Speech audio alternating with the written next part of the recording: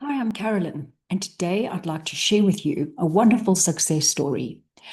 We have a particular client who's been working with us for over 2.5 years.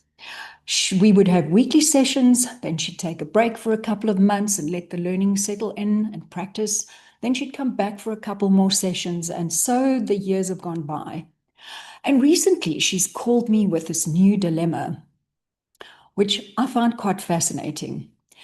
So she came to me because as she's moved from this plateau to the next level of normalcy, to her next level of normalcy, to her next level, and created another level, she slowly started reaching the goals that she had.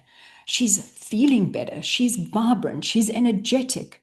She looks beautiful. Her hair's shining. Her skin is shining. And her dilemma is that it felt like to her that her friends wanted her to return to the old person, to the one that was, that they weren't happy for her successes. Because you see, she would go out with them or she would go and visit them at their homes, and they would get stuck on why she wasn't having that extra piece of cheesecake, or why she wasn't having another glass of wine, or why she wasn't ordering a huge big meal at a restaurant. And she was just choosing what worked for her in her new normal. And so she didn't know how to answer them because she kept on thinking she needed to create these huge reasons why she was really happy with the person that she was on that day. You see, she had learned and she had created a nervous system that could endure copious amounts of feeling good, of feeling joy and happiness for extended periods of time. But here it seemed like there was a fly in the ointment. And so this one was quite beautiful to unpack because it really needed a reframe. And the reframe is how my client was viewing the comment her friend was making, and what the friend possibly meant were two different things.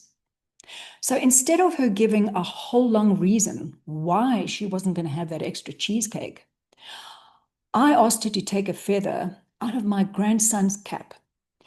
And he taught me this so beautifully. I was in complete awe when he started using this maneuver. And I was convincing him to have another bite or two of his food. And he just looked up at me calmly and he said, "No, thank you, GraniK." And that was it. And I was so astounded. How can you argue with that? It's the most beautiful, beautiful saying. Also, with no malice, no anger, no, I'm not doing it, just no, thank you, GraniK. And so I shared this with my client, and I'm sharing it with you now because it works like a charm. It's the most beautiful string of words you could add to your repertoire of how to say no, thank you. And remember to use the individual's name at the end in a gentle, compassionate, kind manner. And all of a sudden, my client's friends didn't need to ask her to be different anymore because they accepted who she was.